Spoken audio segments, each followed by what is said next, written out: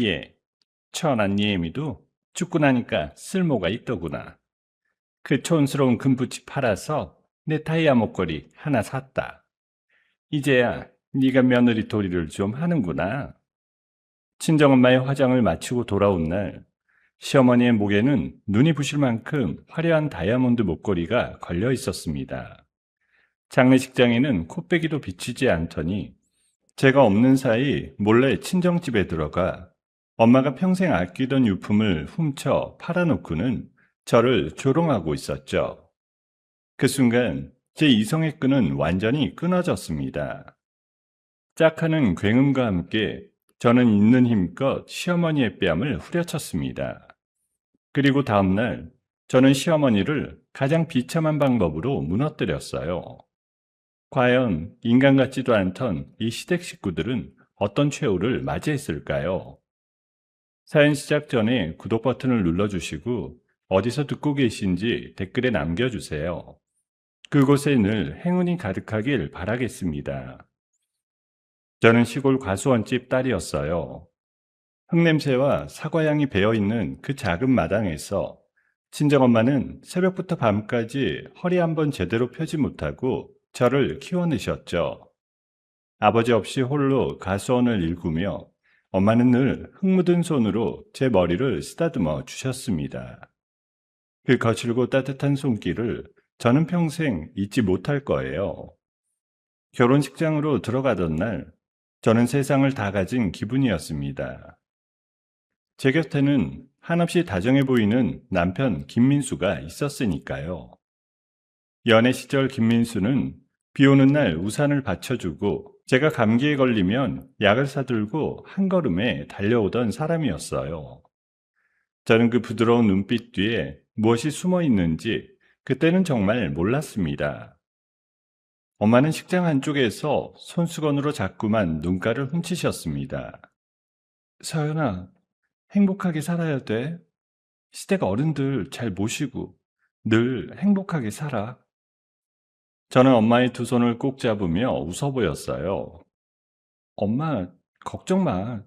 나 진짜 잘 살 거야. 시댁에도 잘할 거고 엄마한테도 효도 많이 할게. 그날의 엄마 얼굴이 어찌나 환하던지요. 평생 고생만 하신 엄마가 마침내 마음 놓고 웃으시던 그 모습이 저에겐 가장 큰 선물 같았습니다. 하지만 신혼의 단꿈은 그리 길지 않았어요.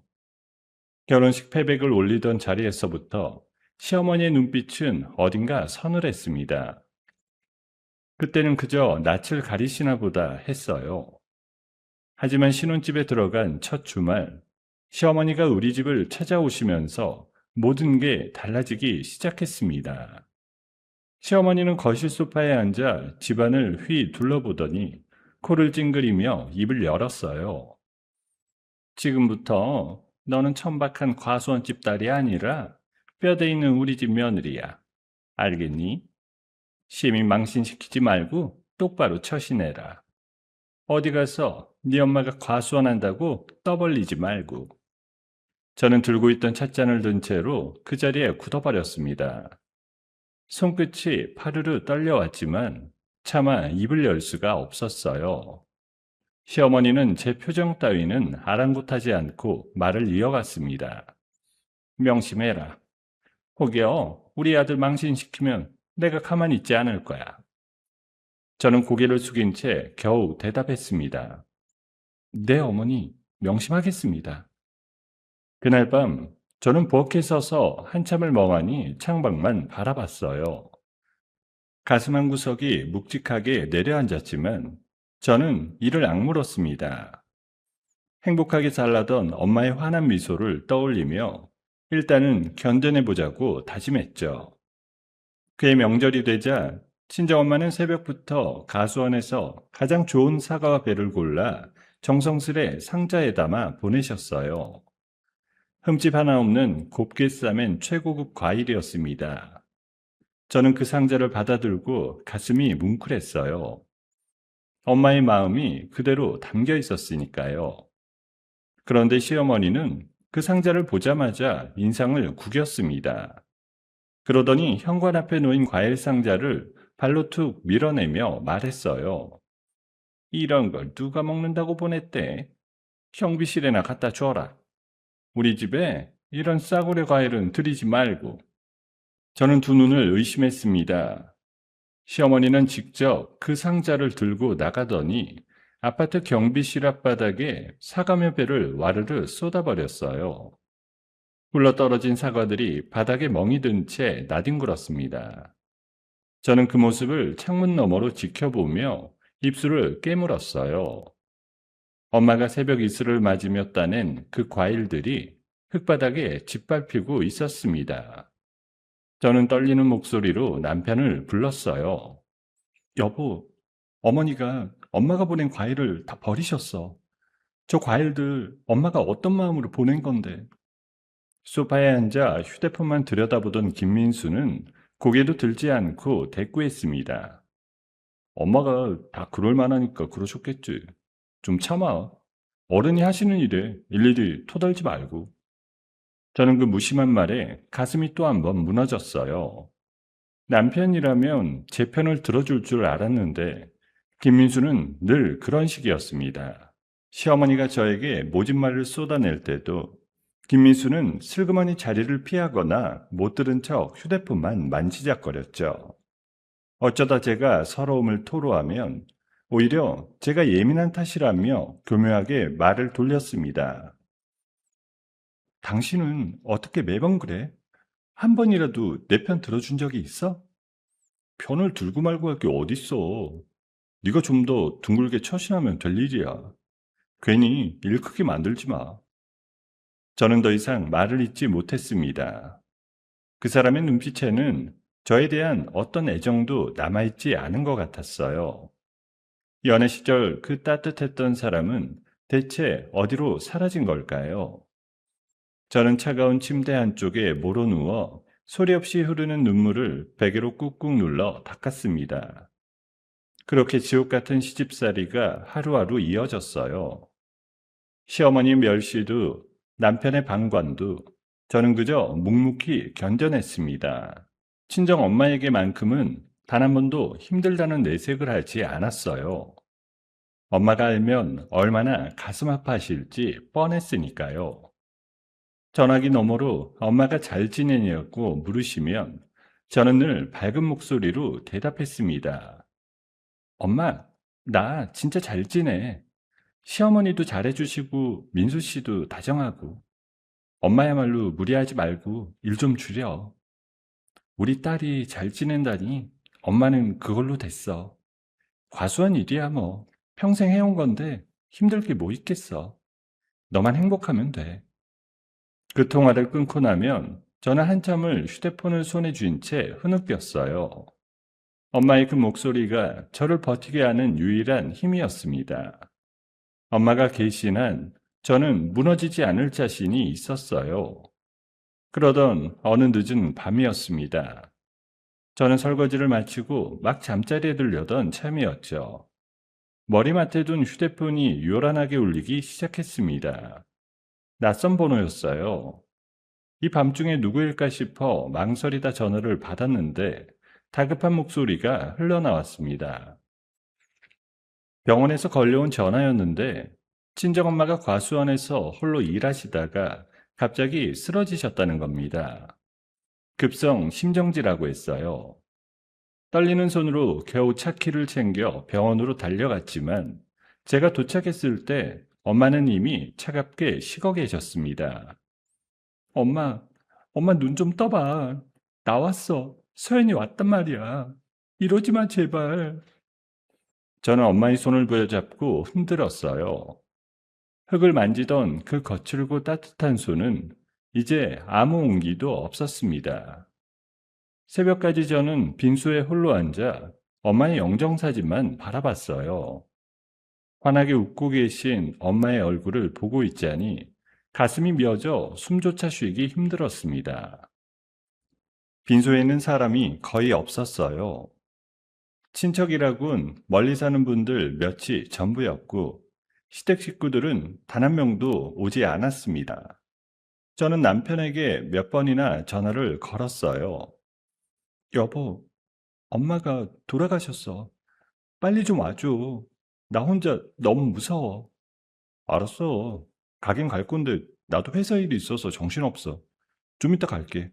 너무 보채지 말고. 하지만 김민수는 빈소에 와서도 입구 쪽에 멀찍이 서서 휴대폰만 들여다봤어요. 제 곁으로 다가와 손 한번 잡아주지 않았습니다. 시어머니에게도 전화를 드렸지만 돌아온 대답은 더 기가 막혔어요. 안 그래도 요즘 몸이 안 좋아서 누워 있는데 무슨 장례식까지 오라고 그러니? 사돈 가시는 길이 안 됐다만 나는 못 간다. 알아서들 해. 저는 더 이상 매달리지 않았습니다. 그저 텅 빈 빈소에서 엄마를 홀로 지켰어요. 사흘 동안 저는 거의 잠을 자지 못했습니다. 눈물도 나중에는 말라버려서 그저 멍하니 엄마의 사진만 바라볼 뿐이었어요. 화장터에서 엄마의 유골을 수습하던 날, 제 손은 끝없이 떨렸습니다. 따뜻한 흙을 일구던 엄마가 한 줌의 재가 되어 제품에 안기던 그 순간을 저는 평생 잊지 못할 겁니다. 저는 엄마의 유골함을 챙겨 텅 빈 친정집으로 돌아왔어요. 어릴 적부터 자란 그 집에 들어서는데 어쩐지 공기가 이상했습니다. 집안이 온통 어지럽혀 있었어요. 서랍이란 서랍은 죄다 열려 있고 옷가지며 살림살이가 바닥에 나뒹굴고 있었습니다. 누군가 집을 헤집고 다닌 게 분명했어요. 저는 심장이 철렁 내려앉아 곧장 안방으로 달려갔습니다. 안방 한 구석, 엄마가 평생 분신처럼 아끼던 낡은 목함이 처참하게 부서진 채 열려 있었어요. 엄마가 늘 저에게 물려주겠다고 하시던 그 목함이었습니다. 저는 떨리는 손으로 목함 안을 더듬었어요. 외할머니 때부터 대물림되어 온 오래된 옷가락지와 숭근 비녀가 그 안에 고이 들어있어야 했습니다. 하지만 목함은 텅 비어 있었어요. 흔적도 없이 사라져 있었습니다. 엄마가 세상에 남긴 마지막 흔적, 저에게 남기려 했던 그 소중한 유품들이 감쪽같이 없어진 거예요. 저는 그 자리에 풀썩 주저앉았습니다. 머릿속이 새하얘졌어요. 당장이라도 경찰에 신고하려고 휴대폰을 꺼냈지만 손가락이 멈칫했습니다. 어쩐지 마음 한구석이 서늘했어요. 엄마 장례식에 코빼기도 안 비친 시댁 식구들의 얼굴이 자꾸만 떠올랐거든요. 저는 신고를 잠시 미루고 스스로 주변을 살펴보기로 했습니다. 저는 친정집 주변 이웃들을 한 집 한 집 찾아다녔어요. 다행히 옆집에 사설 CCTV가 달려 있었습니다. 어릴 적부터 저를 예뻐해 주시던 이웃 어르신이 흔쾌히 영상을 보여주셨어요. 저는 떨리는 마음으로 화면을 들여다봤습니다. 그리고 그 안에서 도저히 믿을 수 없는 장면을 보고 말았어요. 장례식장에는 단 한 번도 오지 않았던 시어머니가 늦은 밤 홀로 친정집 앞에 나타나 있었어요. 시어머니는 주위를 두리번거리더니 능숙하게 문을 따고 집 안으로 들어갔습니다. 그리고 한참 뒤 무언가를 손에 쥔 채 황급히 빠져나오는 모습이 화면에 선명하게 찍혀 있었어요. 저는 입을 틀어막았습니다. 온몸이 사시나무 떨듯 떨려왔어요. 저는 그 길로 집으로 돌아와 남편을 붙잡고 따져 물었습니다. 부서진 목함 사진과 CCTV 이야기를 꺼내며 어머니가 한 짓이 분명하다고 목소리를 높였어요. 그런데 김민수의 반응은 제 예상을 완전히 벗어났습니다. 김민수는 오히려 벌컥 화를 내며 소리쳤어요. 너 지금 제정신이야? 우리 엄마를 도둑으로 몰아? 어디서 그런 말도 안 되는 소리를 짓거려? 장모님 돌아가셔서 정신이 어떻게 된 거 아니야? 도둑으로 몰다니. CCTV에 다 찍혀 있어. 어머니가 우리 엄마 유품을 훔쳐갔다고. 시끄러워. 그깟 낡은 가락지 하나 가지고 사람을 도둑 취급해? 입 함부로 놀리지 마. 다시 한번 그딴 소리 하면 그때 나도 가만히 있지 않아. 저는 그 사람의 얼굴을 멍하니 바라봤어요. 제가 알던 남편은 정말로 어디에도 없었습니다. 엄마를 잃은 슬픔이 채 가시기도 전에 저는 깨달았어요. 이 집에서 제 편은 단 한 사람도 없다는 것을요. 저는 흐트러진 목함 조각을 가슴에 끌어안고 천천히 두 눈을 감았습니다. 그 순간 제 안에서 무언가가 조용히 부서지고 또 다른 무언가가 단단하게 솟아오르고 있었습니다. 얼마 뒤 엄마의 사무제를 지내던 날이었어요. 시댁 식구들이 거실에 모이기로 한 그날, 저는 아침부터 마음을 단단히 다잡았습니다. 가슴 속에서는 분노가 들끓고 있었지만 저는 겉으로 아무 내색도 하지 않았어요. 그저 조용히 때를 기다렸습니다. 현관문이 열리고 시어머니가 들어섰어요. 그런데 시어머니의 목에서 무언가가 번쩍 빛났습니다. 멀리서도 눈이 부실 만큼 화려한 다이아몬드 목걸이였어요. 손톱 많은 보석이 거실 불빛을 받아 영롱하게 반짝였습니다. 저는 그 목걸이에서 눈을 떼지 못했어요. 저는 굳은 표정으로 그 목걸이를 노려봤습니다. 제 시선을 느낀 시어머니는 입꼬리를 비틀며 다가왔어요. 그러더니 제 귀에 얼굴을 바짝 들이대고 나직하게 속삭였습니다. 왜, 풀없니? 네 친정에서 굴러다니던 그 낡아 빠진 가락지하고 비녀? 그거 천당포에 넘겼더니 이런 게 떡하니 생기더구나. 쓸데없이 처박혀 있던 거 내가 아주 요긴하게 써줬지 뭐니. 저는 온몸의 피가 거꾸로 솟구치는 것 같았습니다. 손끝이 부들부들 떨려왔어요. 엄마가 평생 품에 안고 살던 그 유품을, 외할머니 때부터 대물림되어 온 그 소중한 물건을 시어머니는 한낱 돈으로 바꿔 목에 걸고 있었습니다. 그것도 모자라 제 앞에서 보란듯이 자랑까지 하고 있었어요. 이성의 끈이 뚝 끊어졌습니다. 저는 손을 높이 들어 시어머니의 뺨을 있는 힘껏 후려쳤어요. 짝 하는 소리가 거실에 울려 퍼졌습니다. 시어머니는 비명을 지르며 그대로 거실 바닥에 나동그라졌어요. 아이고, 인연이 사람을 쳐?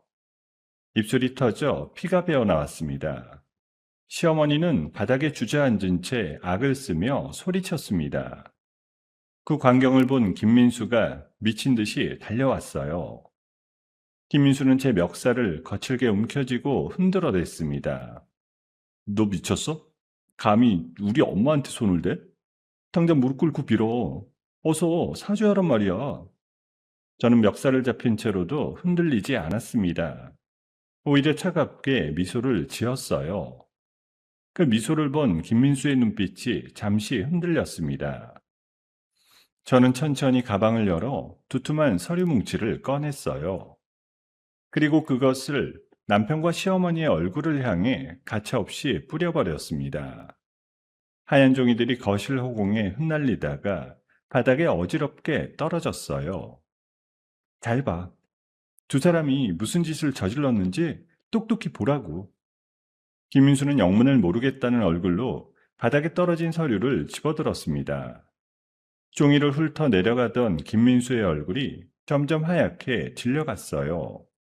손이 눈에 띄게 떨리기 시작했습니다. 그 서류에는 시어머니가 전당포에 팔아치운 그 낡은 금부치들의 정체가 적혀 있었습니다. 그건 그냥 오래된 가락지와 비녀가 아니었어요. 무형문화재 장인이 손수 제작하여 문화재청에 정식으로 등록된 수억 원 가치의 역사적 예술품이었습니다. 감정서에는 그 가치와 내력이 뚜렷하게 명시되어 있었어요. 어머니가 싸구려 취급하며 전당포에 던져버린 그 물건들, 그거 함부로 사고 팔면 안 되는 나라의 문화재야. 그걸 몰래 빼돌려서 팔았으니 어머니는 이제 문화재 절도범이 된 거라고. 시어머니는 바닥에 주저앉은 채 입을 떡 벌렸습니다. 무슨 말을 하려는 듯 입술을 달싹였지만 아무 소리도 나오지 않았어요. 얼굴에서 핏기가 싹 가셨습니다. 저는 거기서 멈추지 않았어요. 뒤이어 또 다른 서류 한 장을 김민수의 발치로 던졌습니다. 그건 친정엄마의 과수원에 관한 공식 통지서였어요. 시어머니가 평생 빈민촌이라 비하하며 천대하던 그 과수원이 신도시 핵심 개발 예정지로 지정되었다는 내용이었습니다. 책정된 토지 보상금은 무려 300억이었습니다. 그 숫자를 확인한 김민수의 표정이 순식간에 바뀌었어요. 방금 전까지 제 멱살을 잡고 악을 쓰던 사람이 맞나 싶을 만큼 김민수의 눈빛이 완전히 달라졌습니다. 제정신을 차린 김민수는 천천히 서류와 제 얼굴을 번갈아 바라봤어요. 그러더니 갑자기 무릎을 꺾고 제 발밑에 털썩 엎드렸습니다. 소연아, 여보, 내가 잘못했어.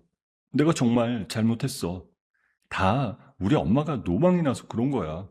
어머니가 정신이 없으셔서 실수하신 거라고, 응? 우리 다시 잘 지내보자. 내가 앞으로 진짜 잘할게. 조금 전까지 저를 윽박지르던 그 입에서 이제는 비굴한 애원이 쏟아져 나왔습니다. 김민수는 제 바짓단을 붙잡고 매달리며 눈물까지 짜냈어요. 저는 그 모습을 차갑게 내려다봤습니다. 역겨움이 목구멍까지 차올랐어요. 노망? 어머니가 노망이 나서 우리 엄마 장례식에도 안 오고 그 와중에 빈집을 털어서 유품을 빼돌렸다는 거야? 당신은 그걸 변명이라고 지금 하는 거야? 아니, 그게 아니라 여보 제발 한 번만 용서해 줘. 저는 매달리는 김민수의 뺨을 한 차례 더 내리쳤습니다. 짝소리와 함께 김민수의 고개가 옆으로 획 돌아갔어요. 그러고는 가방에서 마지막 서류 2장을 꺼내 김민수의 얼굴 앞에 집어던졌습니다. 하나는 그동안 제가 모아둔 증거를 토대로 오늘 경찰에 정식으로 접수할 이혼 소장이었고, 다른 하나는 문화재 은닉과 절도에 관한 고발장이었어요. 변명은 경찰서 가서 해. 나는 오늘 이 2장을 정식으로 접수할 거야. 2사람이 저지른 짓 하나도 빠짐없이 법으로 갚게 만들 거니까. 거실안은 찬물을 끼얹은 듯 조용해졌습니다. 시어머니는 바닥에 주저앉은 채 넋이 나가 있었고 김민수는 입을 벌린 채 굳어버렸어요. 2사람의 얼굴에는 경악과 공포가 뒤엉켜 있었습니다. 제가 이렇게 나오리라고는 꿈에도 생각하지 못한 표정이었어요. 저는 미련 없이 돌아섰습니다. 미리 싸둔 캐리어를 끌고 현관으로 향했어요. 등 뒤에서 김민수가 제 이름을 부르며 따라붙으려 했지만 저는 단 한 번도 뒤를 돌아보지 않았습니다. 캐리어 바퀴 소리가 복도에 울렸습니다. 현관문을 열고 밖으로 나서는 순간 차가운 바람이 제 얼굴을 스쳤어요. 저는 잠시 멈춰서서 숨을 깊이 들이마셨습니다. 가슴속에 짓눌려 있던 무언가가 비로소 풀려나는 것만 같았어요. 엄마를 잃은 슬픔도 시댁에서 받은 멸시도 이제 저는 가만히 삼키지 않기로 했습니다. 저는 엘리베이터 버튼을 누르며 2주먹을 꾹 끌어주었어요. 이제부터가 진짜 시작이었습니다. 집을 나온 지 일주일이 지났습니다. 저는 급하게 구한 작은 오피스텔에 짐을 풀고 지냈어요. 낯선 천장 아래 누워있으면 엄마 생각에 밤마다 잠을 설쳤지만 그래도 그 집을 벗어났다는 것만으로 숨통이 트이는 것 같았습니다. 그렇게 마음을 추스르던 어느 오후 휴대폰이 다급하게 울렸어요. 가수원 동네 이장님이었습니다. 소연아, 큰일 났다. 네 남편이 과수원 근처를 며칠째 어슬렁거리고 있어.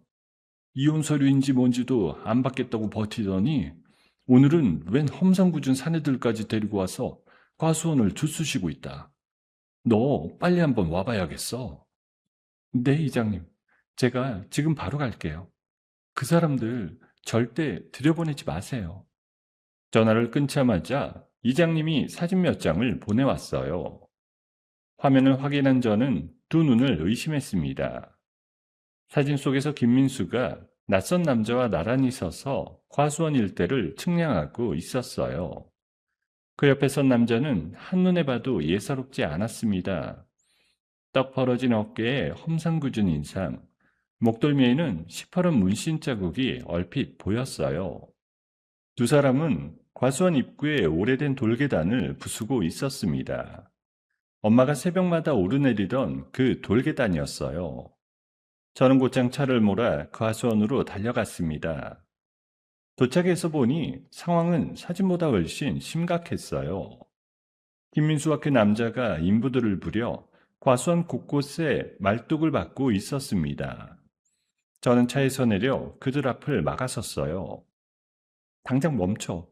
여기가 어디라고 함부로 들어와서 이런 짓을 해? 이 땅이 누구 땅인 줄 알고. 김인수가 저를 보더니 능글맞게 웃었습니다. 일주일 전 제 발밑에 엎드려 빌던 그 모습은 온데간데 없었어요. 왔네. 마침 잘 됐네. 여기 황 사장님이 이 땅을 아주 좋게 봐주셔서 말이야. 너도 알다시피 우리가 부부 아니야. 혼인기간 중에 생긴 재산이면 절반은 내 몫이지. 그러니까 좋게 말할 때 서류에 2장이나 찍어. 옆에 있던 황 사장이 담배를 입에 문 채 저를 위아래로 훑어봤어요. 그러더니 담배 연기를 제 얼굴 쪽으로 길게 내뿜으며 입을 열었습니다. 아줌마, 일을 어렵게 만들지 말자고. 김 사장하고 나하고 이미 얘기 다 끝났어. 2장만 찍으면 서로 좋게 끝나는 거야. 괜히 고집 부리다가 험한 꼴 당하지 말고. 저는 그제야 모든 그림이 보였습니다. 김민수는 황 사장과 짜고 유령 회사를 하나 세운 뒤 제 인감도장과 신분증을 위조해서 과수원 땅을 그 회사 명의로 빼돌리려는 속셈이었어요. 300억이라는 보상금을 통째로 삼키려는 거였습니다. 사람이 죽은 지 얼마나 됐다고 그 무덤 위에서 돈잔치를 벌이려 하고 있었습니다. 어림없는 소리. 이 땅은 우리 엄마가 평생을 바쳐 일군 곳이야. 당신들 같은 도둑놈들한테는 흙 한 줌도 못 줘. 당장 꺼져. 제 말이 끝나기가 무섭게 황 사장이 손짓을 했습니다. 그러자 어디선가 덩치 큰 용역 인부들이 우르르 몰려나와 저를 둘러쌌어요. 대여섯 명이 빙 둘러서니 햇빛마저 가려졌습니다. 그들은 험악한 얼굴로 저를 향해 한 발짝씩 좁혀 들어왔어요. 저는 등줄기에 식은땀이 흘렀지만 물러서지 않았습니다. 그때 김민수가 슬그머니 제 뒤로 다가왔어요. 그러더니 제 귀에 대고 나직하지만 섬뜩한 목소리로 속삭였습니다. 소연아, 좋게 끝내자고 할 때 말 들어. 여기 산속이라 무슨 일이 일어나도 아무도 몰라. 2장 안 찍으면 너 쥐도새도 모르게 이 땅 어딘가에 파묻힐 수도 있어. 무슨 말인지 알지? 저는 소름이 끼쳤습니다. 한때 남편이라 불렀던 사람의 입에서 이런 말이 나오다니요. 저는 떨리는 손으로 주머니에서 휴대폰을 꺼냈습니다. 경찰에 신고하려는 순간 용역 중 한 명이 제 손에서 휴대폰을 거칠게 낚아챘어요. 그러고는 바닥에 내동댕이 쳐 발로 짓밟아 버렸습니다. 액정이 산산조각 나며 휴대폰이 완전히 망가졌어요. 이거다. 사람 살려요. 누가 없어요? 저는 소리쳤지만 인적 드문 과수원에 제 목소리가 닿을 곳은 없었어요. 용역들이 제 양팔을 붙잡아 어디론가 끌고 가려 했습니다. 저만치 떨어진 낡은 창고 쪽이었어요. 저는 발버둥을 쳤지만 건장한 사내들의 힘을 당해낼 수 없었습니다. 머릿속이 새하얘지고 다리의 힘이 풀렸어요. 이대로 끝나는구나 싶었습니다. 바로 그 순간이었어요. 과수원 입구 쪽에서 요란한 타이어 마찰음이 들려왔습니다. 검은색 세단 한 대가 흙먼지를 일으키며 거칠게 들어서더니 과수원 입구를 가로막고 멈춰섰어요. 용역들의 시선이 일제히 그쪽으로 쏠렸습니다. 차문이 열리고 한 남자가 내렸어요. 고급 수트를 빈틈없이 차려입은 날카로운 인상의 남자였습니다. 그는 조금도 주눅들지 않은 걸음으로 성큼성큼 다가오더니 저를 둘러싼 용역들 앞을 가로막고 섰습니다. 그러고는 손에 든 휴대폰을 높이 들어 보였어요. 거기까지. 지금부터 당신들이 하는 짓 하나하나 다 여기 찍히고 있으니까. 협박, 폭행, 불법 감금, 죄목 하나하나 친절하게 읊어줄까? 황 사장이 인상을 구기며 앞으로 나섰어요. 넌 또 뭐야? 어디서 굴러먹던 놈이 남의 일에 끼어들어? 다치기 싫으면 조용히 꺼져. 남자는 코웃음을 치며 품에서 명함 한 장을 꺼내 들었습니다. 대형 로펌에서 나온 강주원 변호사야. 방금 여기서 벌어진 일 전부 증거로 남아있어. 이 땅 명의 위조에 폭력 행사까지. 너희 둘 다 오늘로 끝이야. 변호사라는 말에 용역들이 움찔하며 서로 눈치를 봤습니다. 황 사장과 김민수의 얼굴이 하얗게 질렸어요. 김민수는 뭐라 변명을 하려다 입을 다물었고 황 사장은 욕설을 내뱉으며 용역들에게 손짓했습니다. 그러자 사내들이 슬금슬금 뒷걸음질을 치더니 황 사장과 김민수를 따라 황급히 과수원을 빠져나갔어요.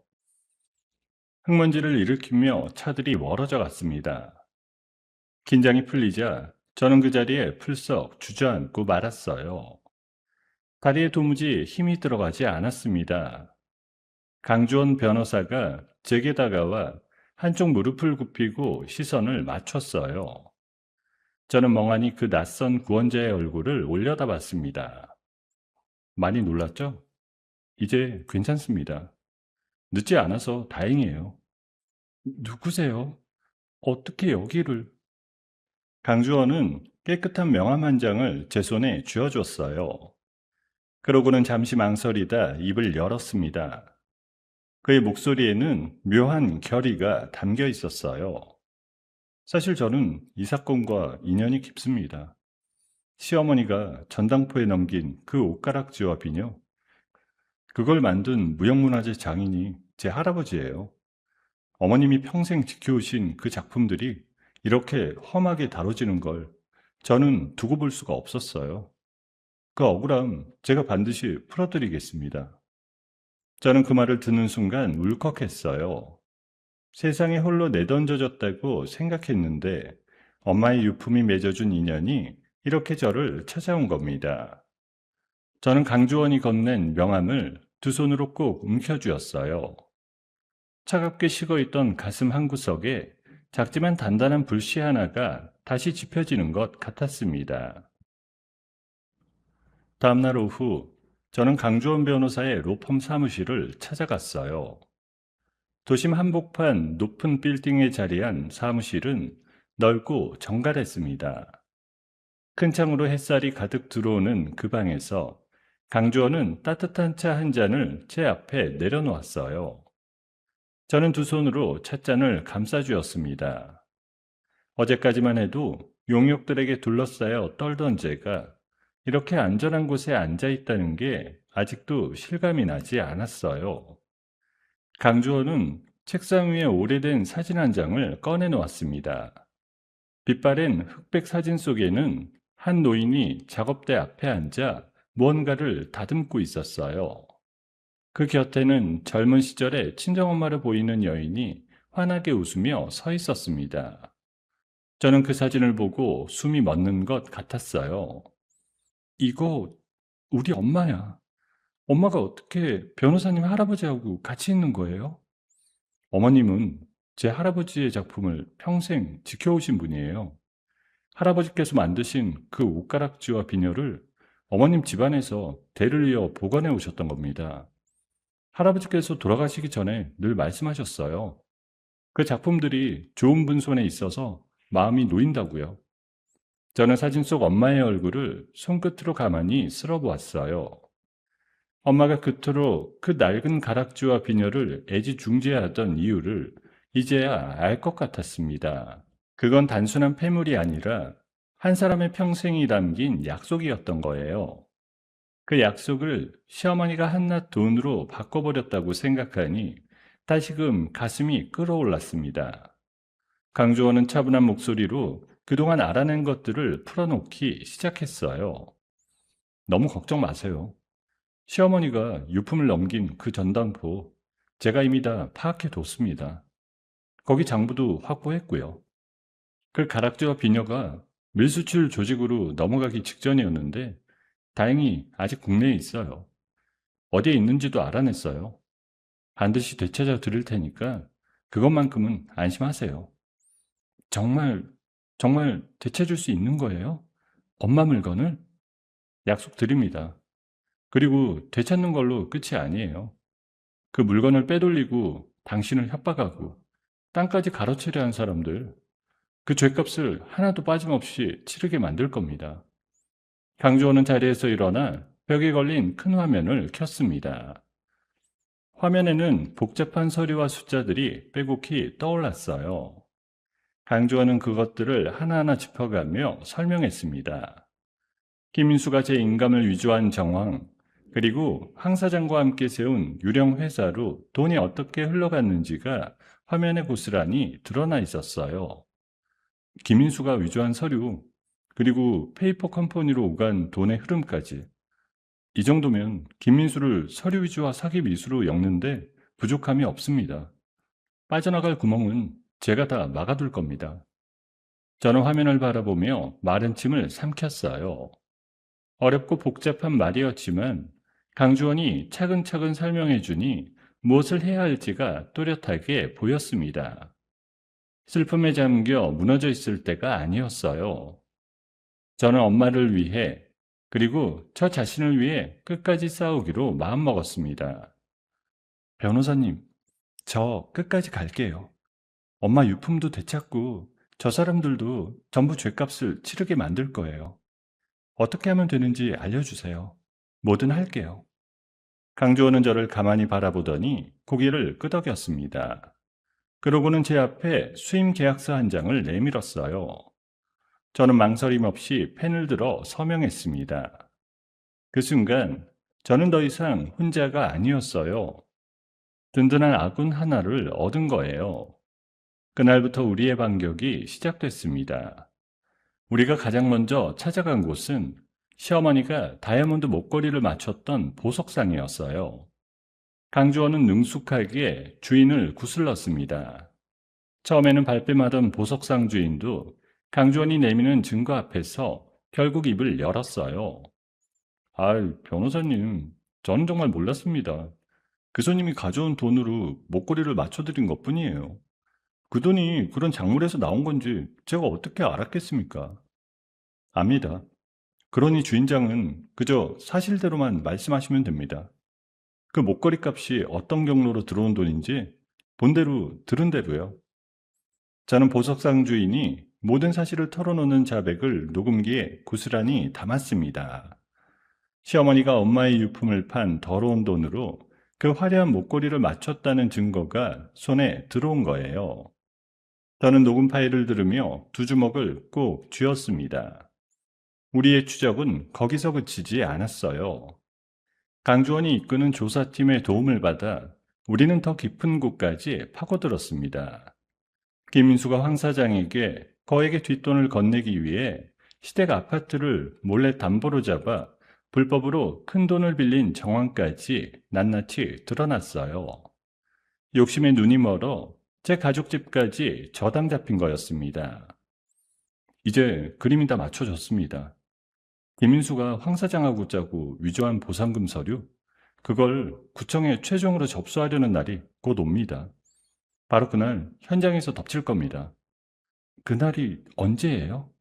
사흘 뒤요. 관할 경찰서 지능범죄 수사대에 이미 협조 요청을 해뒀습니다. 그날 두 사람이 위조 서류를 들고 나타나는 순간 현장에서 모든 게 끝납니다. 저는 그 말을 듣고 깊게 숨을 들이마셨어요. 드디어 결전의 날이 다가오고 있었습니다. 두렵지 않았다면 거짓말이겠죠. 하지만 그보다 더 큰 무언가가 제 안에서 타오르고 있었어요. 엄마가 받은 멸시와 고통을 이제 그대로 돌려줄 시간이었습니다. 저는 창밖으로 저물어가는 노을을 바라보며 결전의 날 아침이 밝았습니다. 저는 강주원 변호사와 수사관들과 함께 구청으로 향했어요. 가슴이 두근거렸지만 마음만은 어느 때보다 차분했습니다.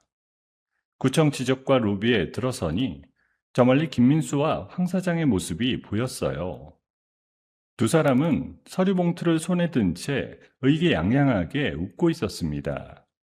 모든 일이 제 뜻대로 풀렸다고 믿는 얼굴이었어요. 김인수가 봉투를 흔들며 황 사장에게 뭐라 떠들고 있었습니다. 그 봉투 안에는 제 인감을 위조해 만든 가짜 서류가 들어 있었어요. 저 종이 한 장이면 엄마의 과수원이 통째로 넘어가는 거였습니다. 저는 천천히 그쪽으로 걸어갔어요. 제 발소리를 들은 김민수가 고개를 돌렸습니다.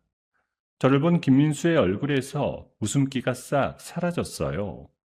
네가 여기 왜 와? 어떻게 알고? 왜?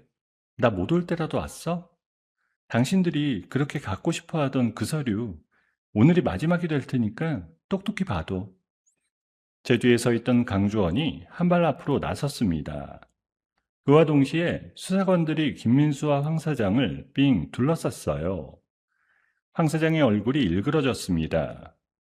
상황을 직감한 황 사장이 슬그머니 뒷걸음질을 쳤지만 이미 빠져나갈 길은 없었어요. 수사관 한 명이 김민수의 손에서 서류 봉투를 낚아챘습니다. 김민수 씨, 황 사장, 두 사람을 서류 위조와 사기 미수 혐의로 긴급 체포합니다. 변호인을 선임할 수 있고 진술을 거부할 권리가 있습니다. 그 말이 끝나기가 무섭게 김민수의 다리가 휘청였어요. 사색이 된 김민수는 횡설수설 변명을 늘어놓기 시작했습니다. 이건 오해야. 내가 한 게 아니라 저 황 사장이 다 시킨 거라고. 나는 아무것도 몰라. 진짜야. 김민수는 말을 하다 말고 갑자기 몸을 돌려 로비 출구 쪽으로 내달렸어요. 하지만 몇 걸음 가지도 못하고 수사관들에게 붙들렸습니다. 로비 한복판에서 김민수의 두 손목에 차가운 수갑이 채워졌어요. 사람들이 웅성거리며 그 광경을 지켜봤습니다. 황 사장도 욕설을 내뱉으며 발버둥 쳤지만 소용없었어요. 두 사람은 그대로 끌려나갔습니다. 저는 무릎을 꿇은 채 저를 올려다보는 김민수에게 천천히 다가갔어요. 그러고는 그 눈을 똑바로 응시하며 나직하게 입을 열었습니다. 잘 들어. 이건 시작에 불과해. 우리 엄마가 흘린 피눈물에 비하면 이건 아주 작은 이자일 뿐이야. 당신이 갚아야 할 빚은 이제부터니까. 김인수는 아무 말도 하지 못했습니다. 그저 넋이 나간 얼굴로 끌려갔어요. 저는 그 뒷모습을 끝까지 지켜봤습니다.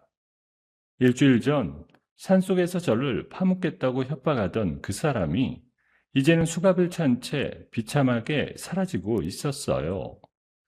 두 사람이 체포된 지 사흘이 지났습니다. 강주원 변호사와 경찰은 마침내 불법 전당포와 밀수출 조직의 아지트를 덮쳤어요. 그곳에서 엄마의 옷가락지와 순금 비녀를 찾아냈습니다.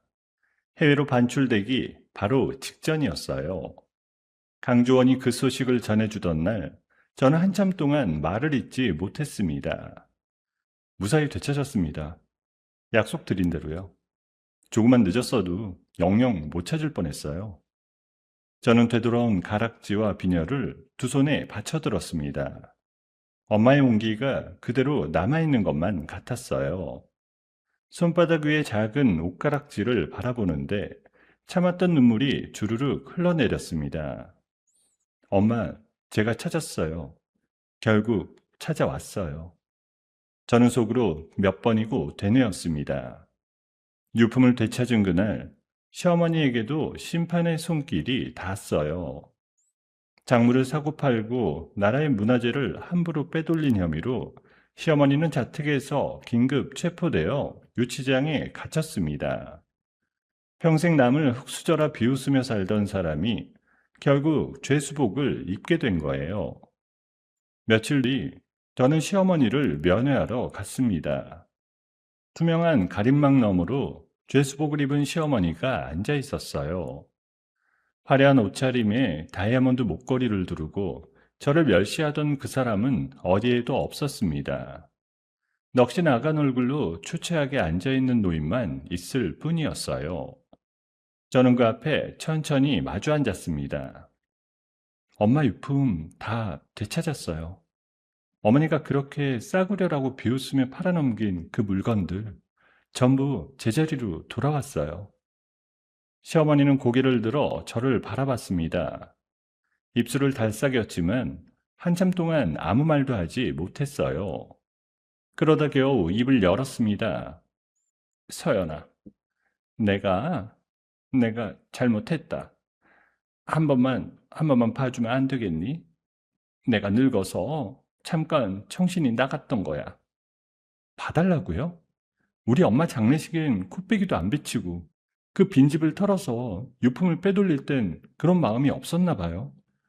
어머니는 남은 평생을 그 안에서 속죄하면서 사세요.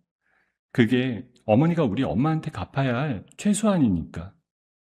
제 말이 끝나자 시어머니는 그제야 자기가 무슨 짓을 저질렀는지 깨달은 듯 가림막에 매달려 통곡하기 시작했어요. 바닥에 머리를 찌우며 울부짖었습니다. 하지만 저는 일말의 동정심도 들지 않았어요. 저는 자리에서 일어나 뒤도 돌아보지 않고 면회실을 나왔습니다. 등 뒤로 들려오는 울음소리가 점점 멀어졌어요. 그 후의 일들은 빠르게 정리됐습니다. 김민수의 서류 위조 혐의가 명백히 드러나면서 이혼 소송은 저의 완벽한 승리로 끝났습니다. 김민수는 위자료는커녕 황 사장에게 빌린 불법 사채비까지 고스란히 떠안았어요. 모든 걸 가지려다 모든 걸 잃고 결국 빚더미에 앉은 신용 불량자로 전락한 거예요. 모든 위협이 사라진 뒤 저는 구청과 관계기관을 찾아다니며 엄마의 과수원에 대한 300억 원의 보상 절차를 깨끗하게 마무리 지었습니다. 법적으로 아무 문제 없이 온전히 제 이름으로요. 보상금이 입금되던 날 저는 통장에 찍힌 숫자를 한참 바라봤습니다. 하지만 이상하게도 아무 감흥이 없었어요. 이 돈은 엄마의 평생이 담긴 거였으니까요. 저는 강주원과 함께 엄마가 잠들어 계신 납골당을 찾아갔습니다. 되찾은 옷가락지와 비녀를 제단 위에 가지런히 올려놓았어요. 그러고는 엄마의 영정사진 앞에 무릎을 꿇고 큰 절을 올렸습니다. 굵은 눈물이 뺨을 타고 흘러내렸어요. 엄마, 다 끝났어. 엄마 물건도 찾았고 그 사람들도 다 벌받았어. 이제 엄마 편히 쉬어. 못난 딸이 이제 엄마 한 풀어드렸어. 한참을 그렇게 엎드려 울었습니다. 곁에 서 있던 광주원도 조용히 고개를 숙였어요. 실컷 울고 나니 가슴 한 구석이 비로소 후련해졌습니다. 저는 엄마가 평생을 바친 과수원의 흙을 한 줌 쥐어보았습니다. 부드럽고 따뜻한 흙이 손가락 사이로 흘러내렸어요. 그 순간 저는 마음을 정했습니다. 이 막대한 돈을 그저 저 혼자 잘 먹고 잘 사는 데 쓰지 않겠다고요. 엄마의 이름과 강주원의 할아버지가 남긴 그 예술원을 기리는 데 쓰기로 했습니다. 제 곁에서 그 다짐을 들은 강주원이 진심 어린 눈빛으로 고개를 끄덕였어요. 좋은 생각이에요. 과수원 한쪽에 작은 문화재단과 전시관을 세우는 거죠. 어머님의 사랑과 할아버지의 작품이 함께 숨쉴 수 있는 그런 곳으로요. 그 일이라면 제가 법률 고문으로 끝까지 함께 하겠습니다. 저는 고개를 끄덕였어요.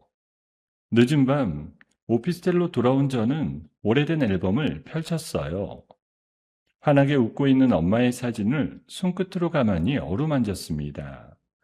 지옥 같던 시간이 비로소 끝나고 마음에 잔잔한 평화가 찾아드는 것 같았어요.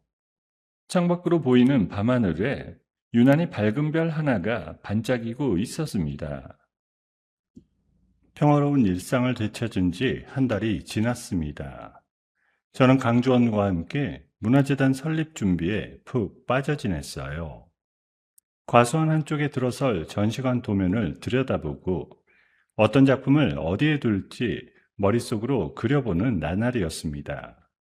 엄마를 위한 공간을 만든다고 생각하니 하루하루가 바쁘면서도 가슴이 벅찼어요. 그렇게 모처럼 웃음을 되찾아가던 어느 아침이었습니다. 습관처럼 휴대폰을 켜 인터넷 포털을 열었는데 메인 화면에 뜬 제목 하나가 제 눈을 찔렀어요. 300억 상속녀의 두 얼굴, 친정엄마 죽음의 진실. 저는 순간 손이 굳었습니다. 떨리는 손가락으로 그 영상을 눌렀어요. 조회수가 벌써 수백만을 넘어가고 있었습니다. 영상을 만든 건 악명 높은 사이버레카 유튜버였어요. 영상 속에서 그자는 잔뜩 비장한 목소리로 제가 300억 보상금을 독차지하려고 일부러 병든 엄마를 내버려 둬서 죽게 만들었다는 끔찍한 이야기를 떠들고 있었습니다. 새빨간 거짓말이었어요. 저는 영상을 보는 내내 온몸이 부들부들 떨렸습니다. 이게 어떻게 이런 말도 안 되는 거짓말을. 영상 속에는 얼굴을 모자이크로 가리고 목소리를 변조한 한 남자가 등장했습니다. 그 남자는 제가 평소 엄마를 짐스러워했다느니 보상금이 확정됐다는 소식을 듣자마자 일부러 구급차도 부르지 않았다더니 하는 거짓을 늘어놓았어요. 그러면서 연신 눈물을 훔치는 척 연기까지 했습니다. 저는 그 목소리를 듣는 순간 직감했어요. 변조된 목소리였지만 그 말투와 호흡은 분명 김민수였어요. 저는 그제야 모든 그림이 보였습니다. 김민수는 황 사장에게 떠안은 사채빚에 쫓겨 벼랑 끝에 몰려 있었어요. 그러자 저를 사회적으로 완전히 매장시킨 뒤 합의금이라는 명목으로 돈을 뜯어내려는 속셈을 품은 겁니다. 그 더러운 목적을 위해 유튜버와 손을 잡고 범죄로 본 돈을 나눠 갖기로 밀약을 맺은 거였어요. 영상이 퍼지는 속도는 무서웠습니다. 사람들은 진실이 무엇인지 확인할 생각조차 하지 않았어요.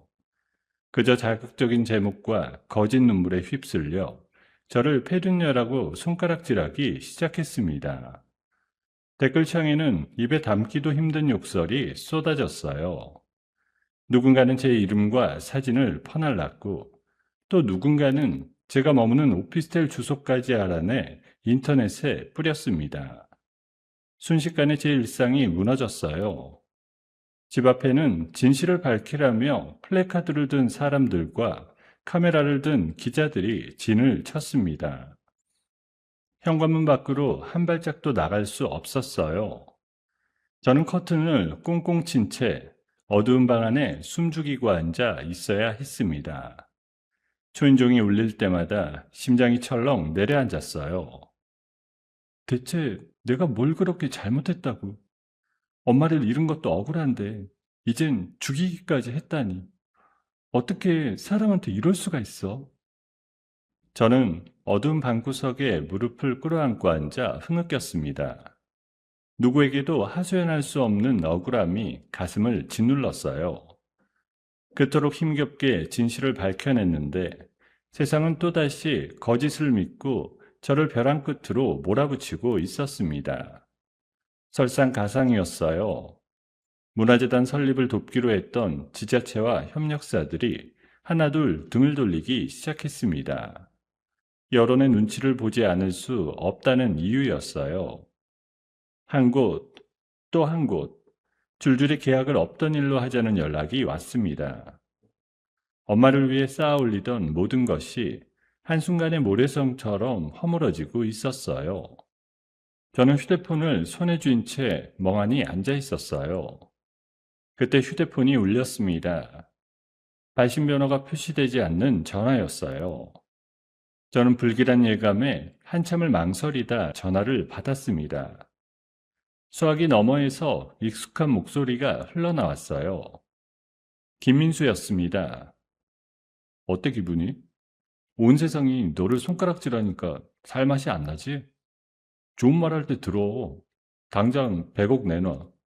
안 그러면 다음 영상에서는 네 엄마 사생활까지 아주 더럽게 지어내서 완전히 끝장내 줄 테니까. 너, 너 진짜 사람 아니구나. 우리 엄마가 너한테 뭘 그렇게 잘못했어? 죽은 사람까지 이렇게 욕보여야 속이 시원해? 사람이 밥 먹여줘? 나는 지금 빚쟁이들한테 쫓겨서 죽을 지경이야. 너 하나 밟고 올라서면 내가 사니까 너는 그냥 좀 죽어주면 돼. 잘 생각해. 100억이야. 전화는 일방적으로 끊겼습니다. 저는 휴대폰을 떨어뜨리고 그 자리에 주저앉았어요. 숨이 막혀왔습니다. 세상 전부가 저를 등지고 한때 남편이었던 사람마저 저를 짓밟으려 들었어요. 끝없는 절망이 저를 집어삼키는 것 같았습니다. 어두운 방 안에서 저는 오래도록 소리내어 울었어요. 정말이지 모든 걸 놓아버리고 싶다는 생각마저 들었습니다. 바로 그때 누군가 조심스럽게 현관문을 두드렸어요. 기자나 유튜버는 아니었습니다. 익숙하고 차분한 목소리가 문틈으로 들려왔어요. 강주원이었습니다. 저는 겨우 몸을 일으켜 문을 열었어요. 강주원은 초췌한 제 얼굴을 보더니 아무 말 없이 한참을 바라봤습니다. 그러고는 무너져 내리는 제 어깨를 단단히 붙잡았어요. 이서연 씨, 여기서 무너지면 저들이 이기는 겁니다. 정신 차려요. 우리한테는 아직 쓰지 않은 카드가 남아있어요. 무슨 카드요? 세상이 다 나를 죽이려니라고 하는데 협력사들도 다 떠나고 이젠 아무것도 안 남았어요. 아니요. 진실이 남았습니다. 저들은 거짓으로 여론을 흔들었지만 우리한테는 그 거짓을 산산조각 낼 진짜 증거가 있어요. 이번엔 법정에 세우기 전에 세상 사람들 앞에서 직접 박살냅시다.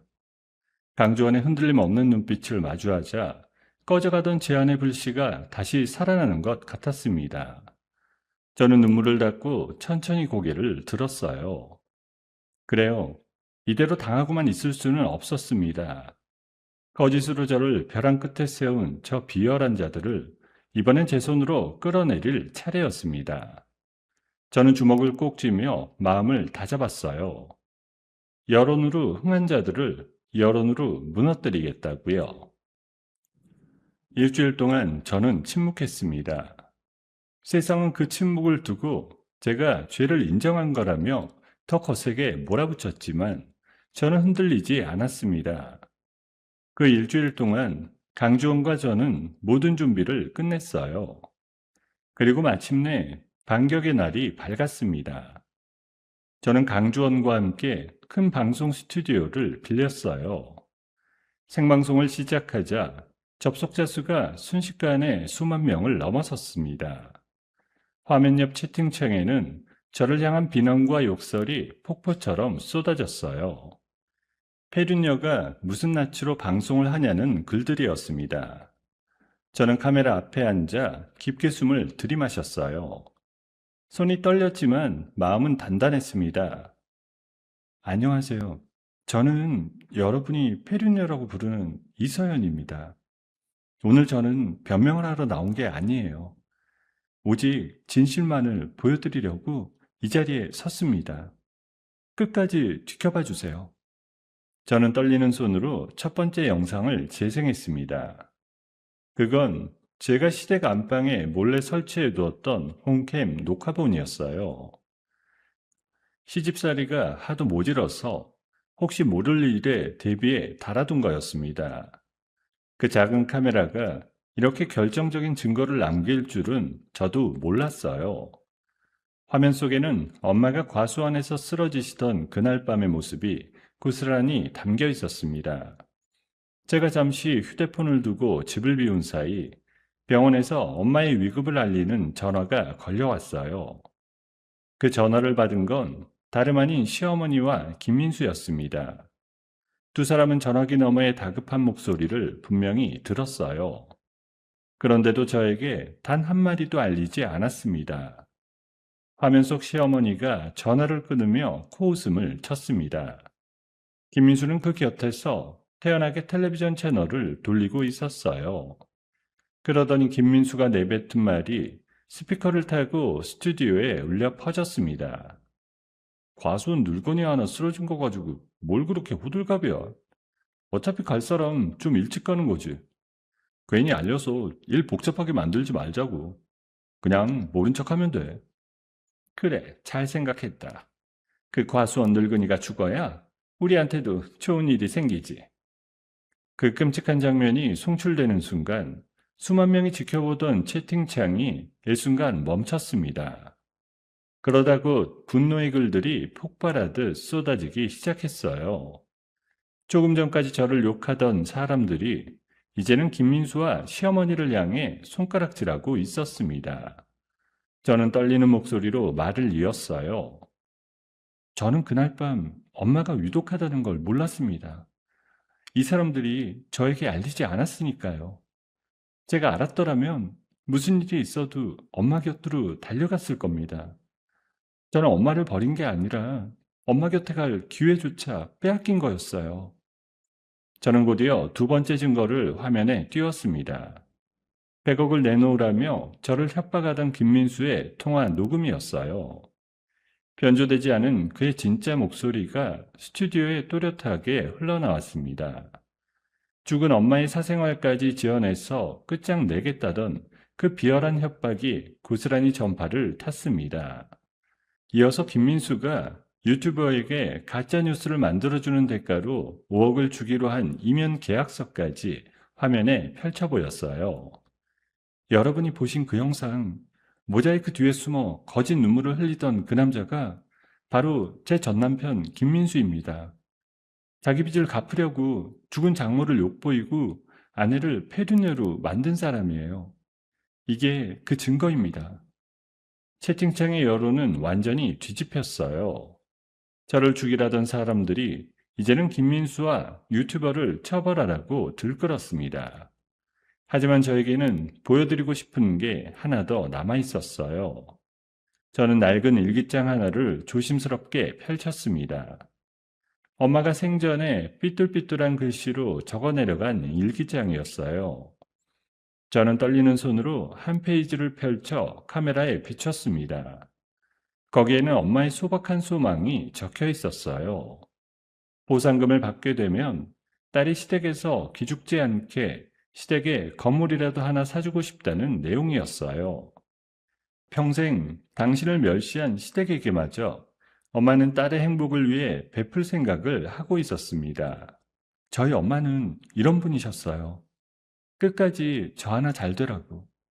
자기를 무시한 사람들한테까지 좋은 걸 해주고 싶어 하셨던 그런 분이셨다고요. 그런 우리 엄마를 저 사람들이 죽이고 또 욕보였습니다. 참았던 눈물이 터져 나왔어요. 저는 일기장을 끌어안고 한참을 흐느꼈습니다. 화면 너머에 수많은 사람들도 함께 울고 있었어요. 조금 전까지 저를 향하던 세상의 비난은 어느새 따뜻한 위로와 응원으로 바뀌어 있었습니다. 김인수와 유튜버를 당장 구속하라는 국민 청원이 실시간으로 수십만 명을 넘어서고 있었어요. 생방송이 끝나기가 무섭게 일이 빠르게 돌아갔습니다. 경찰청 사이버 수사대가 즉각 움직였어요. 은신처에 숨어있던 유튜버가 명예훼손 혐의로 긴급 체포됐습니다. 돈을 위해 거짓 뉴스를 찍어내던 그자가 결국 제 손으로 판 함정에 빠진 거예요. 김민수의 최후는 더 비참했습니다. 모든 게 들통난 김민수는 몰래 배를 타고 해외로 도망치려 했어요. 부둣가를 어슬렁거리던 김민수는 강주원의 제보를 받고 출동한 해양경찰에게 덜미를 잡혔습니다. 진흙탕 위에서 발버둥 치다 수갑을 찬 채 김민수는 비참하게 끌려갔어요. 강주원이 그 소식을 전하며 제 곁으로 다가왔습니다. 강주원의 얼굴에도 옅은 안도의 빛이 어렸습니다. 끝났습니다. 이서연 씨가 해냈어요. 진실로 세상을 다시 일으켜 세운 겁니다. 다 변호사님 덕분이에요. 변호사님이 그날 제 어깨를 붙잡아 주지 않았으면 저는 정말 무너졌을 겁니다. 저는 스튜디오 창밖으로 밝아오는 하늘을 바라봤어요.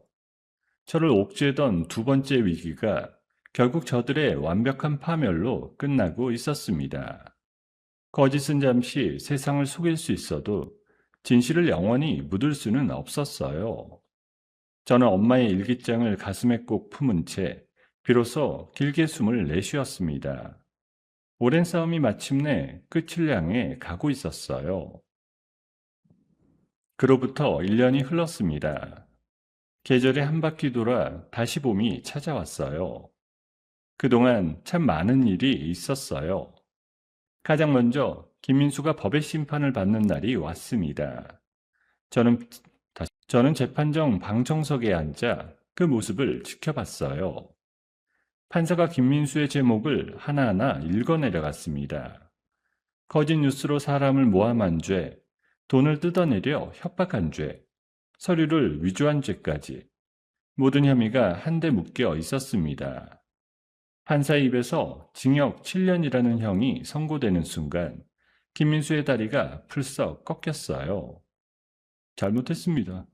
제가 다 잘못했어요. 한 번만 선처를. 김민수는 끌려가면서도 연신 울부짖었습니다. 하지만 이미 늦은 후에였어요. 한때 다정한 가면을 쓰고 저를 속였던 그 사람이 이제 죄수의 몸이 되어 형장으로 끌려갔습니다. 저는 그 뒷모습을 담담히 바라봤어요. 미움도 분노도 어느새 잔잔하게 가라앉아 있었습니다. 유튜버 역시 죗값을 치렀어요. 수백만 명이 보던 그의 채널은 영구히 삭제되었고 그자도 감옥에 갇혔습니다. 돈을 위해 거짓을 팔던 자의 끝은 그렇게 초라했어요. 감옥에 있던 시어머니는 아들이 중형을 선고받았다는 소식을 듣고 그 자리에서 실신했다고 했습니다. 며느리를 흙수저라 비웃으며 군림하던 그 집안은 그렇게 완전히 무너져 내렸어요. 죗값을 치르는 그들을 뒤로 하고 저는 새로운 삶을 향해 나아갔습니다. 봄볕이 따스하게 내리쬐던 그날, 저는 강주원과 나란히 서서 가위를 들었습니다. 엄마의 과수원 부지 위에 세워진 읍명 전통문화재단 및 전시관의 개관식이었어요. 읍명, 엄마의 함자에서 따온 이름이었습니다. 제가 붉은 테이프를 자르자 모여든 사람들이 박수를 보냈어요. 전시관 안은 따뜻한 빛으로 가득했습니다. 가장 중심이 되는 자리에는 도둑 맞았다가 되찾은 엄마의 옷가락지와 순금 비녀가 놓여 있었어요. 강주원의 할아버지가 손수 빚은 다른 작품들과 나란히 영롱한 빛을 내며 전시되어 있었습니다. 저는 그 앞에 한참을 서 있었어요. 수많은 기자들과 관람객들이 전시품을 둘러보며 감탄했습니다. 엄마의 사랑과 한 장인의 예술혼이 깃든 그 작품들 앞에서 사람들은 진심 어린 찬사를 보냈어요. 저는 그 광경을 지켜보며 하늘을 올려다봤습니다. 어딘가에서 엄마가 환하게 웃고 계실 것 같았어요. 저도 모르게 입가에 미소가 번졌습니다. 엄마, 보고 있어? 엄마 물건들이 이렇게 귀한 대접을 받고 있어. 엄마가 평생 지켜온 게 이렇게 빛나고 있다고. 강주원이 제 곁으로 다가와 나란히 섰습니다. 지난 1년간 강주원은 법률 고문을 넘어 든든한 동반자로 늘 제 곁을 지켜주었어요. 함께 위기를 헤쳐나오며 쌓인 신뢰는 어느새 서로를 향한 다른 감정으로 깊어져 있었습니다. 강주원이 저를 바라보며 부드럽게 웃었어요. 잘 어울려요. 어머님의 작품도, 그리고 이 자리에선 당신도. 주원 씨가 함께 해줘서 가능했던 일이에요. 혼자였다면 나는 여기까지 오지 못했을 거예요. 저는 보상금의 상당 부분을 세상에 돌려주기로 했습니다. 저처럼 홀로 아이를 키우는 미혼모들과 의지할 데 없는 무연고 노인들이 스스로 일어설 수 있도록 돕는 기금을 만들었어요. 엄마가 그토록 바라던 딸이 베푸는 삶을 이렇게나마 실천하고 싶었습니다. 과거의 상처에 머무르지 않고 그 상처를 딛고 더 따뜻한 세상을 만드는 일에 쓰기로 한 겁니다. 모든 행사가 끝나고 사람들이 하나둘 돌아갔어요. 텅 빈 전시관에 저 혼자 남았습니다. 저는 엄마의 유품 앞에 가만히 서서 눈을 감았어요. 지옥 같던 시집살이부터 지금 이 자리에 오기까지 파란만장했던 시간들이 눈앞을 스쳐 지나갔습니다. 멸시받던 며느리였던 제가, 엄마를 잃고 모든 걸 빼앗길 뻔했던 제가 결국 이렇게 두 발로 우뚝 서 있었습니다. 더 이상 저는 가난과 멸시 앞에 고개 숙이던 나약한 며느리가 아니었어요.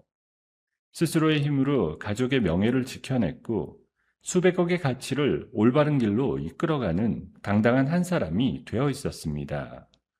엄마가 물려준 건 단지 돈이 아니라 끝까지 굽히지 않는 단단한 마음이었다는 걸 이제는 알았습니다. 따스한 오후의 햇살이 전시관 창문을 넘어 제 어깨 위로 부드럽게 내려앉았어요. 저는 천천히 눈을 떴습니다.